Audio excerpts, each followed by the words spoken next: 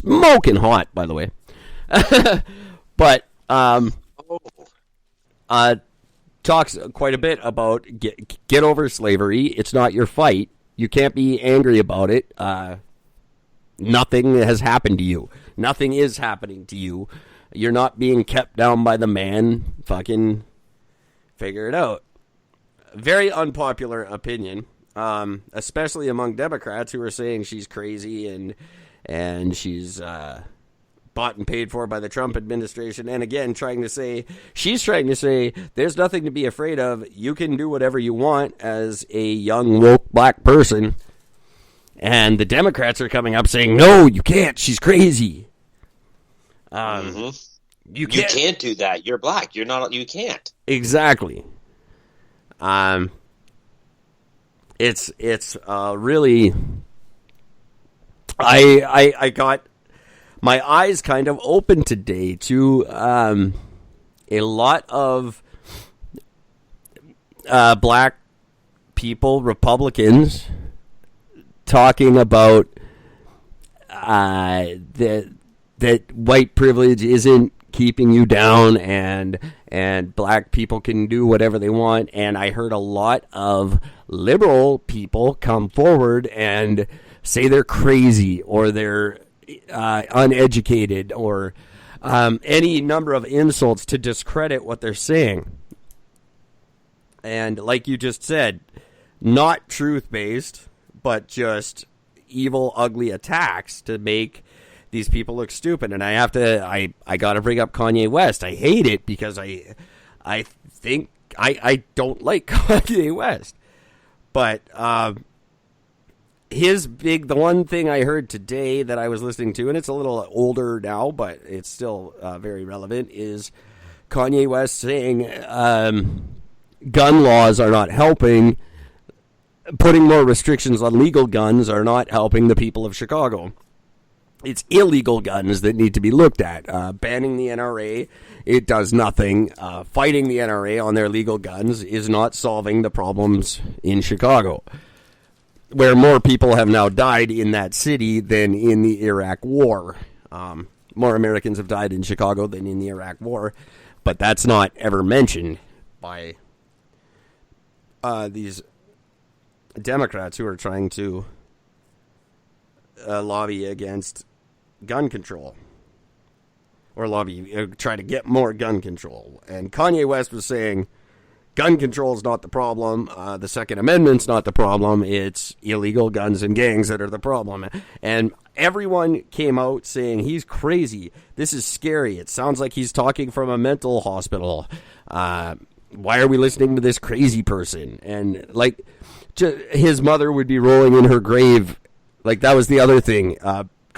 Bringing up his dead mother. Like, why are we talking about Kanye's dead mother? I mean, argue his point. Don't bring up the fact that his mom's dead and try to make a valid argument out of that. It's ridiculous. Yeah. I'm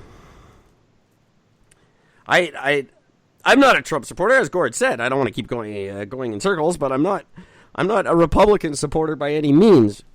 But at least they're saying something, and they're working on something. They're not just sitting there spitting vitriol and lies. And even if it's not lies, it's personal attacks. Whether Kanye West may be bipolar or not doesn't discredit what he is saying in trying to help the people of Chicago.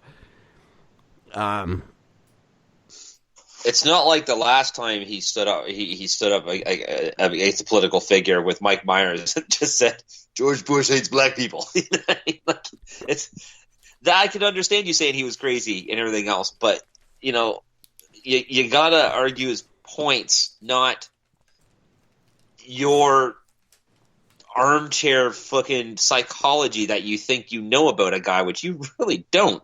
Again, don't like Kanye.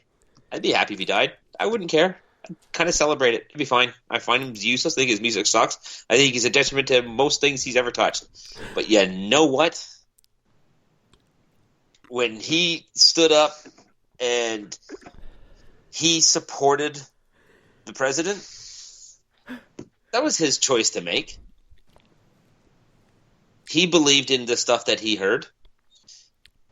the only time I disagree with a lot of stuff is when it was Shaquille O'Neal defending Kim Jong-un, or whoever the first one was, when he went to North Korea. That was the greatest thing in the world. You can't defend North Korea. Sorry. That was, I thought he was a great guy. Everything looked fine there. Yeah. Fucking more. We could probably give Shaq $100 to advertise our show. Shaq will advertise anything for money. Watch daytime television. Gord doesn't get to see daytime television because Gord has a life and a job. Shaq is on every third commercial for everything, from car insurance to fucking the General's car insurance to chicken to workout equipment to you name it. Shaq will fucking sell it. And that's fine. Whatever. Do sell. I'll sell your shit, and I'm a good salesman. You want to pay to advertise something on Eric and Gord? We are happy to do it. But you can't. Shaq selling Kim Jong-il is a little different than Kanye making a good point that under Obama's watch, Chicago didn't get any better. It, in fact, got worse. So maybe we should listen to the Republican guy now. That's all Kanye's saying. It's not Trump is great. It's the Democrats have let us down consistently for 50 years. Nothing has improved in America. Maybe it's time to start listening to the crazy Republican guy. That's not completely... I understand where that sentiment is coming from. I would feel the same way were I a black person in America and go, look, how far have we come in the civil rights movement? Well, basically fucking nowhere. Maybe we should stop listening to these people. Mm-hmm. And I don't take a side in it. I don't think we should listen to any of them. The problem isn't liberal or conservative.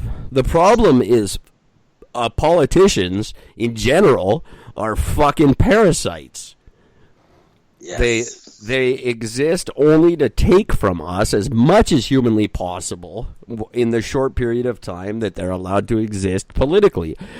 It's not the way it's meant to be. This is not supposed to be a golden parachute for people. It's supposed to be a miserable job, really.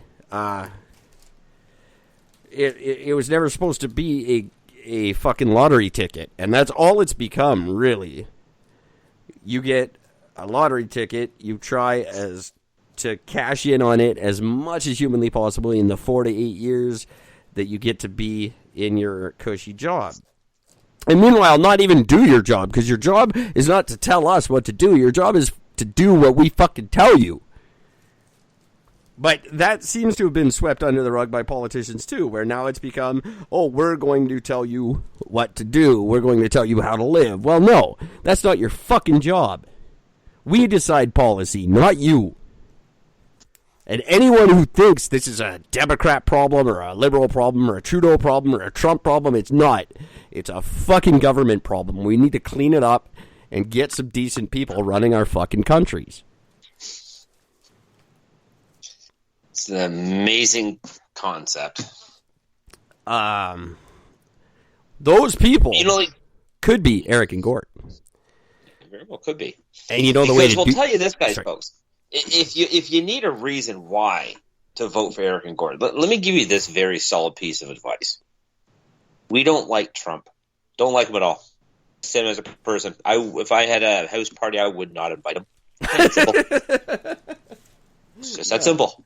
That is very nice. That is the nicest possible thing I could say about Trump. That is very diplomatic of you. Thank you. But with things the way they are, if I was in America right now, and I was an American, and I had to get ready to vote and set my voting up, you know what? I would vote Trump. Wrong. Simply because the other side is too extreme, and they believe in separation. They believe in racism. They believe in doing everything they can to bring down society and not make it better. Oh, of course. They want everybody to focus on making sure that we hate each other. That's what they want. It's because a lot of them don't matter anymore if we don't hate each other. The NAACP doesn't matter. Al Sharpton doesn't matter if people don't hate black people. A lot of these people, they cease to exist if the problems they allege they're trying to stop actually get stopped. If all of a sudden there is no racial division, then all these groups of people have no reason to exist. So of course they want it to keep going. It makes perfect sense. They don't want to be out of a job. It's the same thing as if cops actually stopped crime. If there was no more crime, none of these people would have fucking jobs. So of course they don't want it to end. It's a sick thing that the world is. It's gotten so fucking survivalist. We're all in survival mode all the time. What's going to protect me? What's the best for me? That's all anyone cares about anymore. And you think these people have your best interest at heart? Of course they don't. They need you to be scared and divided. Because if you're not, then they've got nothing to do. They have to go get real jobs. Would I vote for Trump? Probably not. I would not vote. Nobody agrees with me, but one vote does fucking matter. And if we all didn't vote, it would change things in Canada. We don't have an electoral college like the U.S. If we all didn't vote, it would matter. We can control our democracy. It's up to us. Nobody believes me, and the people I talk to all say the same thing, that they would lose their house, or they would lose their car, or they would lose their... Yes, you're scared of losing your personal comfort, so you're going to maintain this status quo so that you are not personally uncomfortable. Well, that is not how democracy is supposed to work. And I'm not preaching socialism, but we all have to be a little uncomfortable to make changes. Revolution is never comfortable, but it's necessary. Or Gord's Way. I try to avoid Gord's Way. I don't endorse Gord's Way, but you have to be willing to sacrifice a little bit. Or his solution is the only solution. I don't like my solution. I don't. I really don't. But logically speaking, I usually revel in being right. Not so much right now. It's, you know what, Gord? It's funny you say that, because I've said that for a very long time. I would rather not be. A lot of the things I say, I wish they weren't true. They just happen to be. I don't just make shit up, except when I do. But I'm usually pretty clear about that.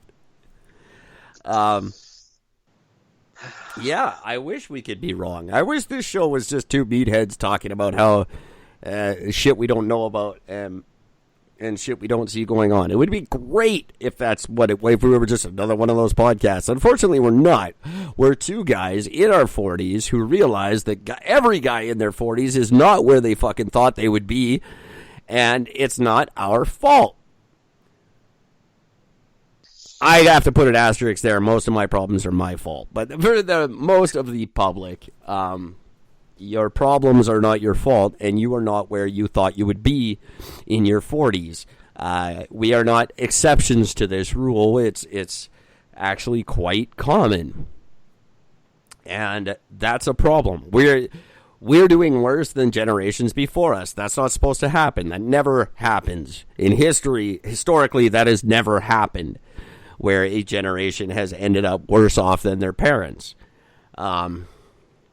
We are the start of that. Our children are completely fucked.